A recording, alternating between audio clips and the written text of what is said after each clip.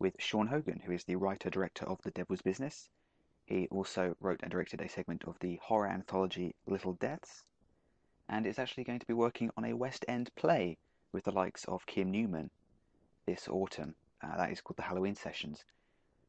But on August 17th, The Devil's Business is released in select UK cinemas from Metrodome Entertainment. And, well, here's Sean to tell us much more about it. Okay, our first interview is with the rather wonderful Sean Hogan, writer and director of The Devil's Business. Firstly, hi Sean, how the damn hell are you? I'm pretty good. I'm pretty good. The devil's keeping me well at the moment. Marvellous. Okay, so we spoke to you very briefly last year at Fright Fest. Firstly, can you tell us a bit about what your film's about and where you are that's different to last year? Because obviously last year, you know, we saw it for the first time, and I gather quite a lot's happened for you since then. Okay, well, the film is kind of sort of a hybrid film noir horror movie. It starts out more like a crime movie with two hitmen turning up at an isolated country house in the middle of the night, and they break in and they settle down to wait for their victim, their contract. And while they're waiting, one of the older men of the two begins to tell his partner a weird story about something that happened to him once. And they get interrupted, and they make some strange discoveries in the house. And then the intended victim turns up, and they attempt to go through with the hit, but it doesn't all quite go according to plan, at which point it starts to morph into more of a horror movie. And yeah, basically we finished it a year ago. It took a while to finish because I was juggling post-production on another film, the previous film I did. So we shot it in July 2010, finished it in sort of July, August 2011.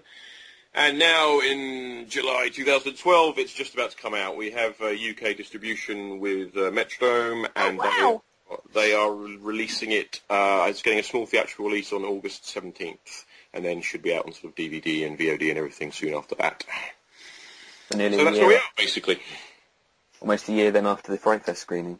Almost a year after the Fright Fest screening, and 2 years after we shot the bloody thing. But that's the nature of indie films. You know, they're sort of new and wonderful to everyone when they come out, but you've been living with them for like 2 years, and you're completely bored of them. Oh, bless you. So what you're saying is your hand's about to fall off from shaking people's hands, and the drink offers, and all the wonderfulness that comes with being a director and so forth. Yeah, allegedly. No, it's been great. We played quite a few festivals with it, and we had a great UK premiere, and then also in the US a fantastic fest. And it's just been really nice because there are very specific reasons as to why we made this film, and it's actually the smallest film I've ever made. And it's been really heartening that people have responded well to it, because I didn't really have any expectations. I did it as a palate cleanser after some bad experiences I'd had. So it's been really nice that people have actually liked it. Oh, bless your heart. I know you also did a preview recently at, is it the Rio Cinema in London? Yeah, that was last week. We did a sort of midnight screening in advance of the theatrical release, which was fun. You know, that's with Cigarette Burns. Josh Sacker, who runs Cigarette Burns, was keen to give it a little preview, and so we went down there and showed it to the Dalstonites at midnight, which was fun. It seemed to go down well. Yep, it's good, and they're a discerning crowd as far as I can gather, so this is a marker of quality. Well, I hope so. Yeah. So what kind of films inspired that? Because obviously you said that just now that it's a film noir meets a horror movie. So obviously it's quite a unique combination. So what films, film noirs and horror movies kind of inspired you to blend the two? I think on the sort of crime noir front there's definitely elements of stuff like The Hit by Stephen Frears. The sort of relationship between the two hitmen was kind of comes out of that. And going back to stuff like The Killers and things like that, it's just you have these sort of relationship between two hitmen, and there's always like an older, more experienced one and a younger, hot-headed one. So I think there's a real sort of noir tradition of those two characters. On the horror front, there's a lot. I mean, one of the interesting things about talking about the movie recently has been people keep coming up with, was this an influence or was that an influence? And in some cases, it's not even anything I've thought about, but when I look back at it, I kind of have to go, yeah, you know what, I love that movie and it's been in my head for years, so it probably did creep in there. The conscious ones, I mean, definitely a lot of Polanski's early films influenced me quite a lot, just the sort of claustrophobia of them and the idea that you can make an effective horror movie with just one location and a few characters. That kind of, that claustrophobia and the tension building. Yeah. Also, Val Lewton stuff for this, definitely. I always said that Devil's Business was a B movie in the best sense of the word, because when I look back at the Val Lewton movies, they're all like only 60, 70 minutes long, and they're obviously done on low budgets, but yet they turn that into an advantage, and just the way that he uses suggestion and mood to compensate for the fact that, that they didn't have a vast effects budget or whatever else. And I think those are lessons you can apply equally today, and that's certainly what we try to do with this. Yeah, that's the thing I think with independent filmmaking is, of course, you've got Hollywood blowing, millions of dollars on special effects. But at the end of the day, the bare bones of filmmaking comes to script and direction and characters. I think, if you excel at those, then, you're onto a winner.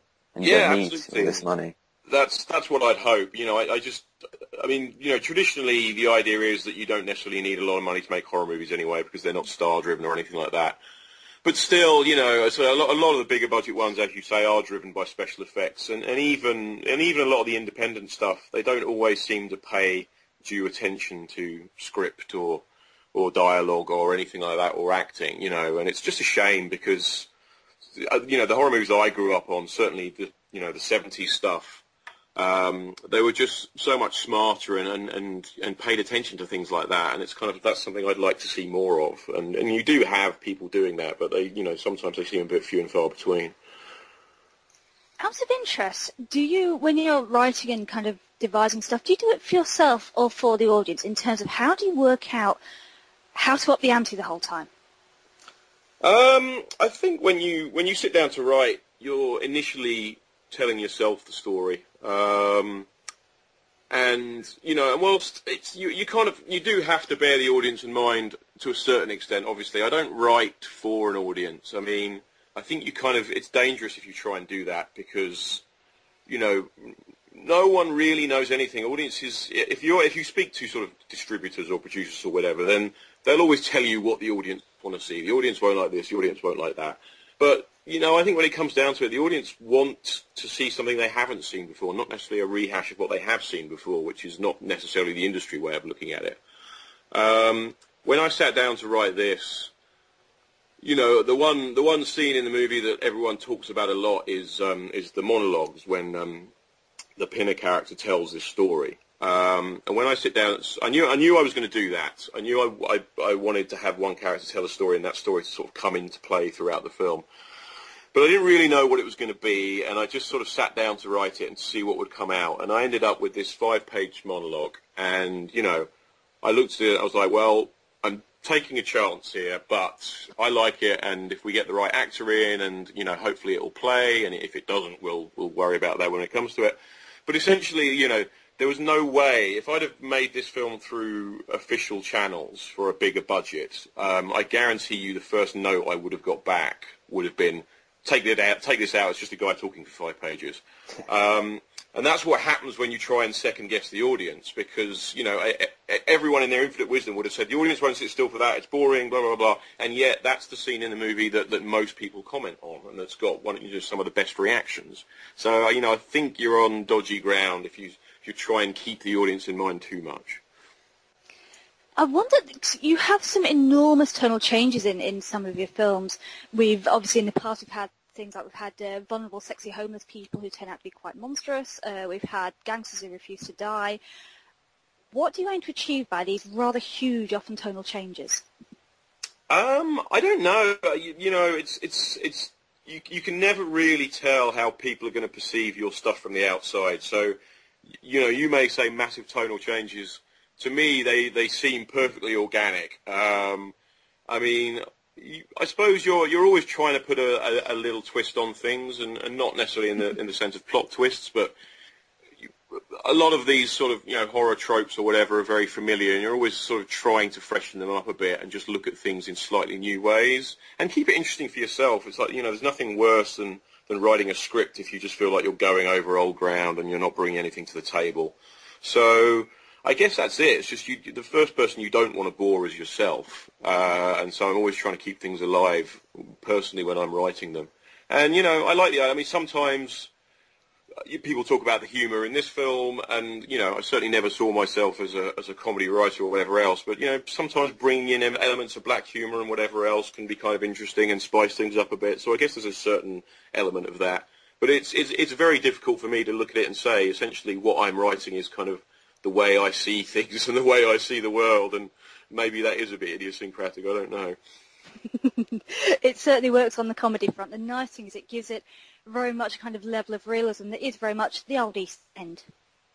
Yeah, I think that, again, that was something that kind of happened very organically when I was writing the script. I didn't sit down with the intention of it being this kind of like bantering comedy relationship between them, but they just sort of took over. That's the way the characters developed, and I just went with it, and it was actually gratifying watching it with an audience and seeing that the laughs are actually there. You kind of think, as a horror director, you sort of like, all right, well, I have a reasonably good feeling about the fact that I can do the horror thing, but comedy is a bit of an unknown thing for me. So when you're actually getting the laughs, it's quite nice. It's nice to see that, in so many horror movies these days you have these cookie-cutter characters, unfortunately. It's nice to hear of, characters, at least in the writing process, that kind of evolve naturally and they go ways in which you kind of didn't expect when you sat down to create them. Yeah, again, it just comes back to the fact that I grew up on movies that were very character-based, not just horror movies, but, 70s movies in general. It was just a different time, and there were a different kind of films being made. And so for better or for worse, that's kind of in my blood. That's what formed me. And so those are the kind of movies I like to try and make. And the fact that I'm working within genre, to me, doesn't mean that I can't do that. I know that, as you say, a lot of horror movies don't really worry about that kind of thing. But to me, it's like, well, why can't you? A lot of my favourite horror movies are ones that, have a stronger in terms of character and that sort of thing. And so that's kind of what I'm looking to try and do. Yeah, again, it's going back to, as you said, the horror movies of the 70s and character. And again, back to the whole, independent filmmaking. So many of the most iconic horror films, of the 70s and 80s, they were independently made. They didn't have all that money. So it just goes to show, really. Yeah, I've always kind of had a sneaking suspicion that independence is really the way to go for horror movies. There have been great studio horror movies, but equally, a lot of the really groundbreaking, risk-taking ones were made by people who just, scraped together a few bucks and went and did it because they didn't have people looking over their shoulder saying, you can't do that, that's too weird, or that's too unpleasant, or that's too shocking, And I think, horror is a genre that thrives on breaking taboos, and it's difficult to do that in an industry where, and understandably to a certain extent, where you're spending a lot of money, even on independent films. You're still spending thousands, tens of thousands, hundreds of thousands of pounds, and people do understandably get a bit worried about that. But equally, horror's not a genre that works when you play safe. Yeah. What kind of characters do you feel you're particularly drawn to? I don't know. I guess kind of outsiders, morally conflicted characters. I don't write heroes and villains per se. I don't think I've ever written a horror script that had a sort of clear-cut hero in it. I tend to write shades of grey. Some people are worse than others, but certainly in The Devil's Business, they're all pretty bad. Equally, I do like writing the sort of the worst characters, the more evil characters that, they can be sort of quite delicious to write. But yeah, it just comes down to, I don't want to write, characters that make it easy. This is the guy in the white hat, this is the guy in the black hat. It's just interesting to me when you try and mix it up a bit. If you look at certainly what I tried to do in Little Deaths with my episode in that was, the monsters were the heroes in that, essentially.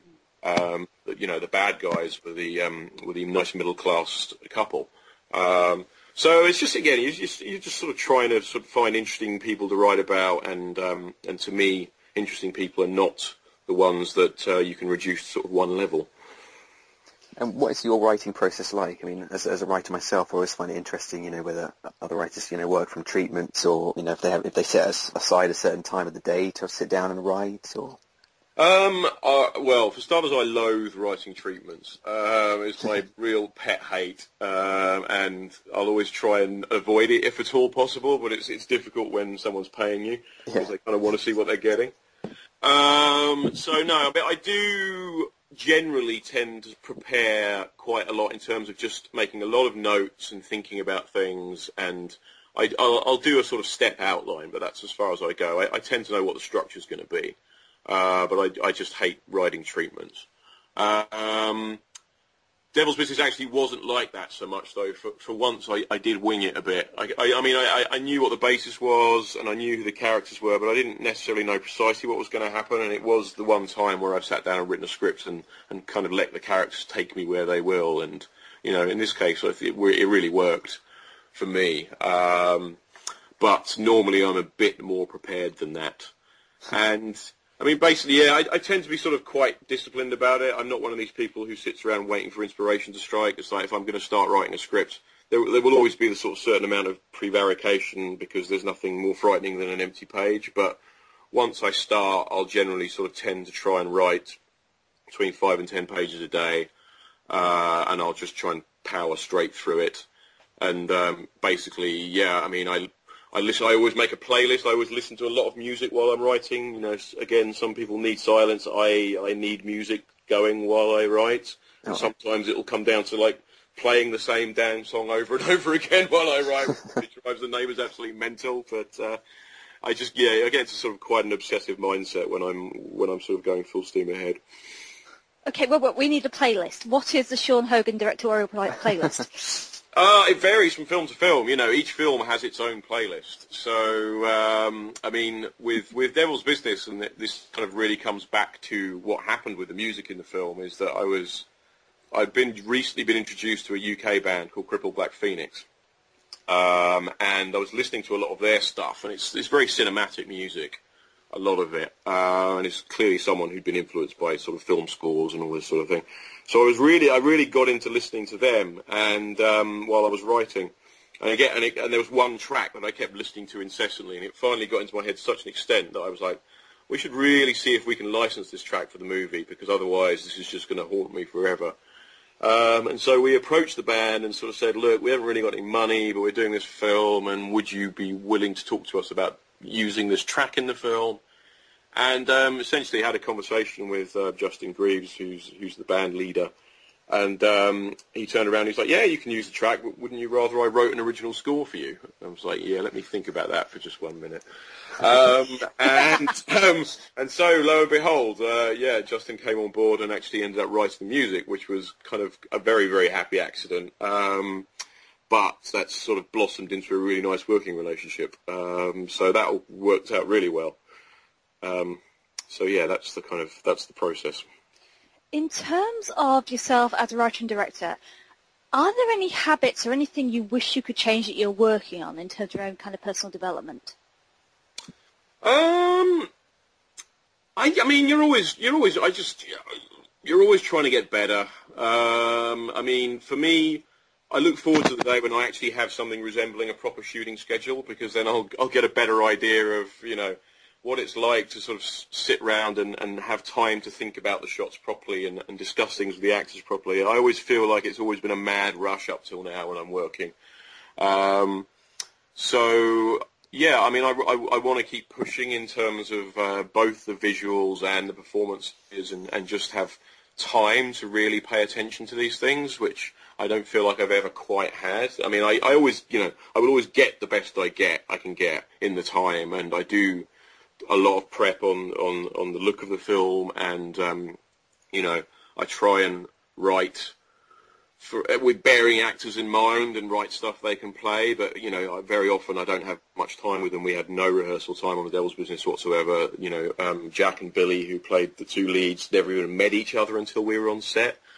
So for me, it's really just kind of about getting the budgets to an extent where I feel like I can give the best of myself. And how long did it take you to shoot The Devil's Business? We shot it in 9 days, which was a mad scramble. We were shooting from like 4 p.m. till 4 a.m. every day for 9 days straight. So you do kind of become slightly delirious after a while. But essentially what worked about it is that we were basically, in our own little bubble, our own little world. So everyone there was just focused on one thing, which was making the film. So, I was pulling my hair out at times, again, sort of saying, I haven't got enough time to get everything I want. I've just, sometimes you can only get the bare minimum. But it was a lot of fun to do, I have to say. And after sort of some of the recent experiences I'd had, it was really nice just to go onto a location with a group of like-minded people and just bash out a movie and for it to be fun. That sounds uber. In terms of getting stuff like yours out there, which I'm sorry people, this needs to be seen, seriously. What do you think that the film industry can do to help guys like you?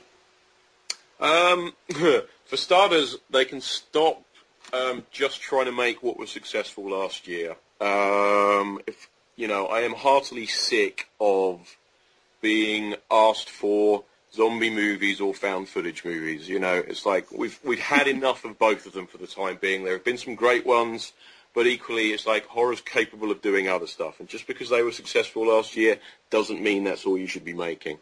My stuff tends to be a little bit more idiosyncratic, so I've got one script I really want to do that we're not even looking for a lot of money to do it, but it just keeps being turned down time and time again, and yet all I see is more of the same being made. I know of one quite notable director who went for a meeting about with a production company who were looking to do genre stuff, and they basically sort of said, well, we want something that's like either Buried or Paranormal Activity, because they did really well last year. And he was like, well, what, shall I make you about a movie about a guy trapped in a haunted box then? That's just that kind of mentality drives me absolutely mental. But that's unfortunately where the industry is at the moment. Facepalm head desk, basically. Yes. Yeah. And what are your thoughts on the current state of the British film industry? Well, I remember when I first started thinking about making films, and there wasn't an industry. It was not something that anyone did at that point. So I'm kind of heartened by the fact that that's changed, at least. I don't know. There's one of the interesting things about going back to when I made my first movie was when I made that, I was kind of in a bubble. I didn't really know any other filmmakers or anything like that, and doing the festival circuit with that introduced me to a lot of people, both here and abroad. But it was nice discovering that there was a UK indie scene and that people were trying to make these movies, any way they could. And there are some really interesting people out there. But equally, I think it's a tough time as well. What I keep hearing from distributors is that there is no market for UK indie films at the moment. People just aren't going to see them. And every now and then you'll have something that busts out. But a lot of the time it's tough, and that obviously makes it tough to get stuff made. So it's a shame. I don't really know what the answer is, but it would be nice if people would start kind of looking a bit further beyond their local multiplex and sort of checking out what's going on in their own country, really. Yeah. One thing that interests me is a few weeks ago I spoke to a young filmmaker from the States who had just had her film distributed in the UK, and it was financed by, I believe it was Kickstarter. So what are your thoughts towards crowdfunding or crowdsourcing?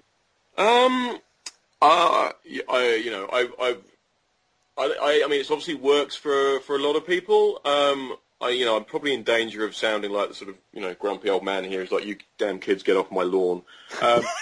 For me, I feel a bit uncomfortable about it personally, but I came up basically scraping together whatever money we could do to do stuff ourselves, just by, finding private money and making deals with people and all that kind of thing.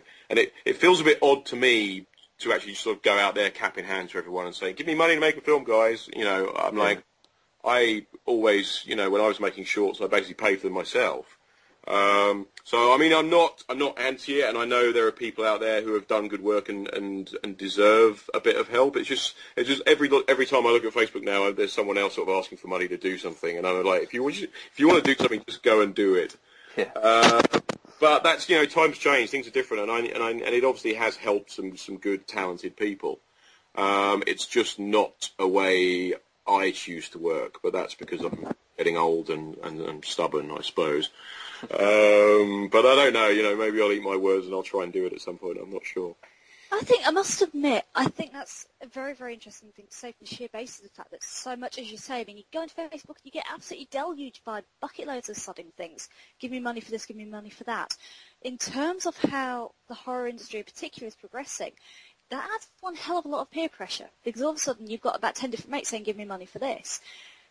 Do you think it's a good thing to just get the interest in horror kind of increasing by, getting it to be this big community where it's like some of the film festivals, that is people's holiday. They will. Yeah, I mean, their holiday. It will. I mean, it will only draw attention to the horror genre in a good way if people are making good stuff. If a bunch of bad projects get funded by Kickstarter, that doesn't help anyone. It doesn't help the people who put money into it. It doesn't help the genre. Now I'm not saying either way that they will be bad. But it's like anything, ultimately what it comes down to is the stuff good or not? It's the same thing when, everything went digital and all of a sudden you can make a movie much more easily, and that's great, because when I started out you couldn't do that. But equally it means a lot more bad movies are being made as well as good ones. So, there's always a flip side to these coins. It's great that stuff can get made, but essentially people need to be making good stuff. Would you be concerned that that filmmakers go off and learn their trade, or is it just, hey, you got an idea, fella? Go for it. Yeah, I mean, I think one way or another you do have to learn a trade. You have to pay your dues. It's not easy to make a film. It's not easy to write a script, and that sometimes people seem to think it is. The amount of people you meet who are like, oh yeah, I've written a script or whatever else. It's like, well, how many scripts did you write before you wrote that script? Because I wrote, 10 scripts that never got made before I wrote one that did, and that's probably just as well, because writing a feature-length script is not easy, and and I'm still learning how to do it.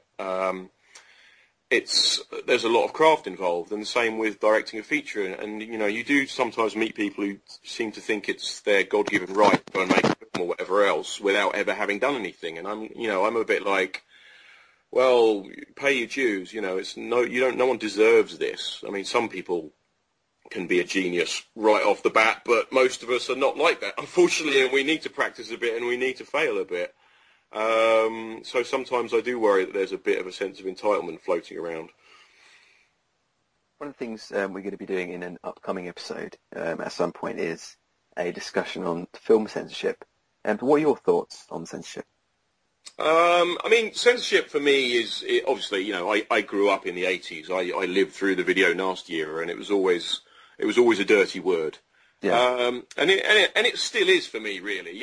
I don't think that adults should be prevented from seeing anything they want to see.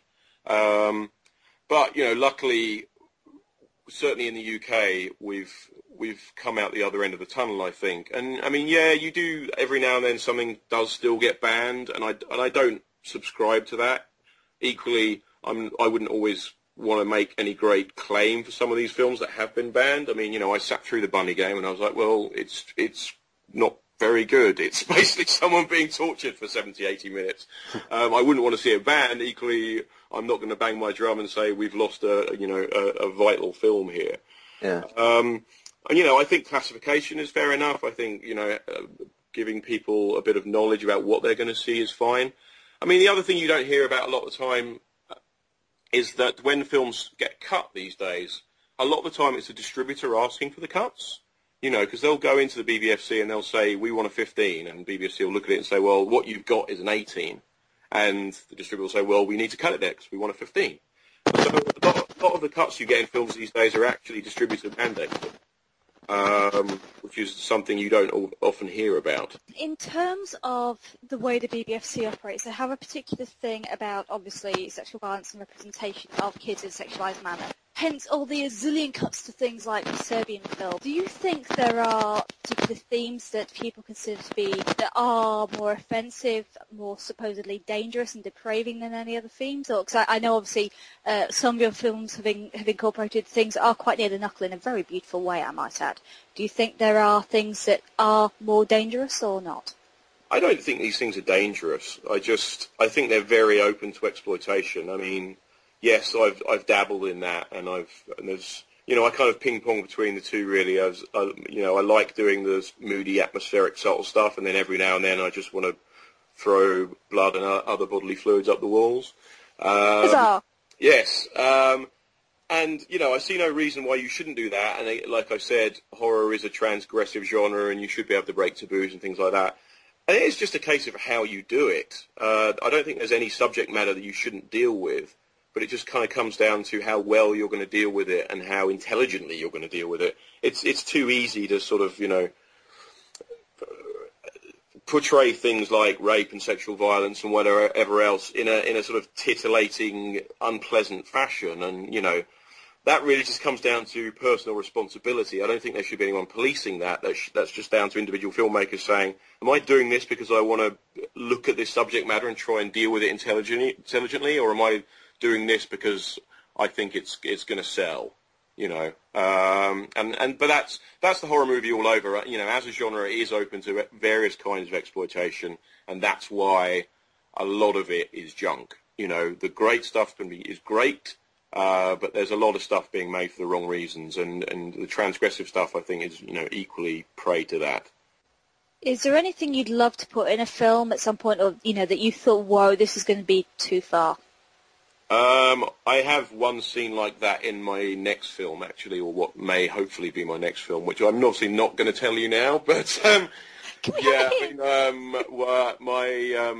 producer read it after I'd written it, and she was very uncomfortable with one certain scene, and I was like, that scene will be the scene in the movie that everyone talks about. But so far, I mean, if, touch wood, all goes according to plan, we might be making that movie next year. And so far, the powers that be have not said anything about that scene. So I'm kind of hoping it gets through, because the exec and the sales agent have both approved the script, and I've not had any notes about that scene back yet. So you'll just have to wait and see, but I'm hoping. Oh, wicked. Can you give us, the slightest hint or anything that you can think of maybe later? No, I can't leave me like this. It's slightly it's an odd mixture of a sexual act and blasphemy, but beyond more than that I cannot say. But the Catholics might not be very impressed with me, put it that way. You're a honey and I love you to pieces. Is there any film that you will not watch on sheer principle?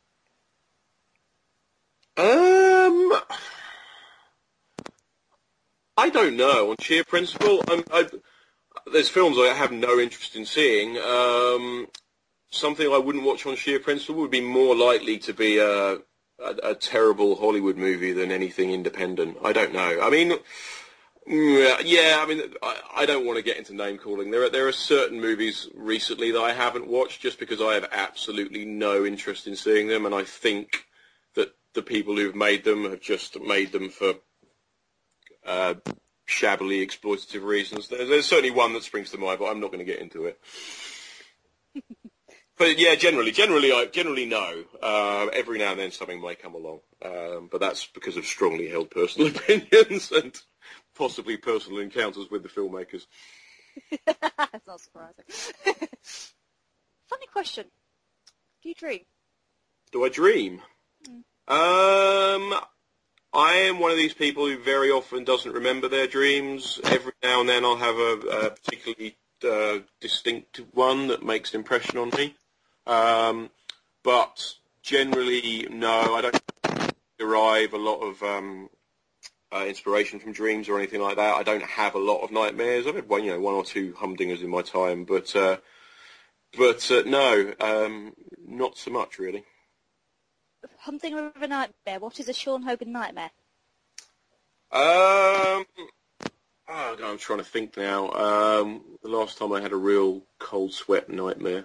I mean, I do remember years ago from someone who's, never made a zombie movie and has no particular interest in making one. I had a really a zombie dream a few years ago that made a real impression on me. That ended up with me being ripped apart, and it was very much, I think, came from the scene in Day of the Dead where Rhodes gets torn in half, and I ended up being torn in half in the dream. And I remember this feeling of my stomach dropping away, and then I woke up. So yeah, that made an impression on me. I'd say that much. Very nice. Oh, I wonder what that inspired.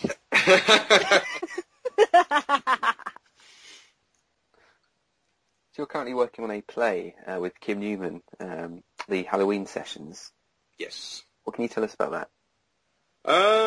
Okay, well, that was something that came together very randomly over a drink and a chat in the pub, but sort of snowballed and became a reality very quickly. I've known Kim for a few years, and I've sort of been reading him for longer than that, so it's really great to be working with him, and a bunch of other sort of great UK genre writers as well. Stephen Volk, who wrote Ghostwatch and The Awakening last year, and a couple of novelists, Anne Bilson and Paul Macaulay, and Maura McHugh, who's a comic book writer. And yeah, basically, it's an anthology style play. It's very much in the vein of the old Amicus movies, and it's essentially deals with the main sort of framing story is set in an asylum on Halloween night, and we have a group therapy session with 5 patients telling the stories of how they came to be there. And the stories are told in different ways, but essentially the actors take on different roles in each of the stories. And then, of course, it being an Amicus-style anthology, the framing device has a payoff of its own. But I think it's going to be really great, and I can't actually announce any of the actors yet, but at the moment we have a couple of actors attached who will certainly be familiar to genre fans, who I'm very excited to be working with. And yeah, it's going to run at the Leicester Square Theatre from 29th of October to 3rd of November. It's going to be a limited run initially. We are looking into possibly bringing it back, but that will depend on how well it does. But tickets are selling fast at the moment, so anyone who wants to see it, I would say book now. But yeah, it's going to be a lot of fun. I've done bits and pieces of theatre over the years, and I've always enjoyed doing it. And the nice thing about theatre is that you don't have to spend a year raising money for it, or essentially not a show like this, which is being done sort of relatively cheaply. We just kind of put it together and we're doing it. And it was, so the whole process only took like 2 or 3 months for it to actually become a reality. What the difference is between directing, cinema and theatre? Well, I mean, so there are certain core principles that are the same. You still want to get the tightest possible script you can. You want to get the best actors you can. But with theatre, you're obviously dealing with a more limited palette and a smaller set of tools. But you are still, and the nice thing about it is, as much as I like working on the visual side of film, it's like that's something you don't have to concern yourself when you're doing theatre. You are still trying to create pictures in a way on the stage, but you're not having to deal with all the technicalities of it. It's essentially just you, the script, and the actors to a large extent. And that's what's nice about it. I think that's why I've always enjoyed working with actors, is because I did a fair bit of theatre when I was a kid. When I was studying film, I did a lot of theatre as well. And that sort of gave me a sort of nice core education in working with actors and speaking to people about on that sort of level, which is good. So it's nice to go back and do it. I mean, I'm looking forward to trying to scare people in the theatre, because again, you obviously have a more limited means by which to do it, but equally, I think in the here and now, if you can create an atmosphere in a live environment, things can still be really scary, and I'm looking forward to playing around with that. Yeah, I think there's definitely a big audience for horror on the stage at the moment. I think The Woman in Black last year, the film, definitely got people's interest in seeing the play. Yeah, and I've still never seen. I've seen both the film versions of Women in Black, but I've never seen the play, and it's something I'm actually I'm probably going to go and do before our play starts its run. And obviously, you have Ghost Stories as well, which was hugely successful, and I enjoyed a lot. and we're well aware that we will probably be compared to Ghost Stories. They're both anthologies. But, what the hell, we think we're coming from a similar place of love, and what we like to say is that we're the amicus to Ghost Stories' Dead of Night. We think, Dead of Night was very much their main inspiration, and we're the amicus version. One thing that actually I've just had a thought of, theatre, people generally seem to see theatre as a slightly more upper class thing, whereas horror seems to be very kind of, even though obviously going to cinema and that is bloody expensive, it's still got this kind of very working class feel to it. Do you think that that's something that's going to impact on audiences, or do you think they're going to say, hey, let's just go to theatre anyway, or is it going to be a kind of cultural shift thing they've got to do? I think these things can cross over. Yes, what you're saying about theatre is right, but equally, you look back at the history of theatre and you've got the Grand Guignol and all this kind of thing. There has always been an audience for this kind of stuff in a live environment, and as we said, all you have to do is look at how well Women in Black and Ghost Stories did. I went to see Ghost Stories. It was a young audience. There were people, maybe they don't go to the theatre that often, but they were going to go and check this out because it was something a bit different. It wasn't stuffy. It wasn't middle class, and it was scary. So I just think the horror audience, which we all know there's a big audience for it, will seek things out. Will go and check something out, whether it be the theatre or whatever else. If it's going to be good and scary, and that's something we certainly hope that it will be. Wicked. I must admit that I saw a reading of M.R. James' stuff at the Abattoir Festival a couple of years ago, and the absolute git that I was with insisted that we sit on the front row right in the middle. I absolutely lost it. I Really? screamed. At which point in the story did you lose it? Well, there was this bit that it was the story involving there's a burial that's involved. Something's buried, and basically I'm just trying to think of which one it was without giving too much away or anything. And the guy, cause it was like one act translation, he'd just gone through like one of the passages really, and it was all coming back down. And then he just jumped up and went, whoa, and pointed, and it wasn't kind of loud, but by God Almighty, I'd shot through the ceiling. And then right at the end, when everybody was clapping, I thought everything had gone, and somebody behind me coughed. I went again. I was such a bloody thing by the end of it. I was just, it just wound me up so tightly, because the entirety of the audience as well were buying into the fact this guy's obviously feeding off you. It's not like a cinema where the action's going to remain the same, but he was actively responding, and that's a beautiful thing. Having done theatre myself a lot in the past, that's a beautiful thing, because you can judge and you can really pull those strings. Well, certainly the individual episode that I wrote of the Halloween sessions definitely has an M.R. James element to it, so so that'll be interesting. I think that just about does it. Yeah. Great. Well, that was a lot of fun. Thanks, guys. You left Karen with her interests peaked, I think. Oh, that's believe me, I could go on for hours. Just how much of it we could actually show, and how much of it to actually answer is quite up to question. Well, we'll have to leave something for next time. Absolutely, because we are going to have you back, Well, I'm very happy to do it. It was good fun. Let's say after a solid afternoon of answering questions the other day, I wasn't sure how much I'd have left to give, but this was good. This was this is good.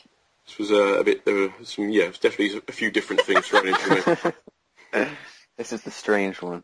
Well, it's like me and him together, and seriously, we talk about sexual bollocky nonsense till 4 a.m. So yes. Basically, he looks sweet and innocent, but don't let it kid you. They're always the ones you got to look out for. Yeah. Exactly.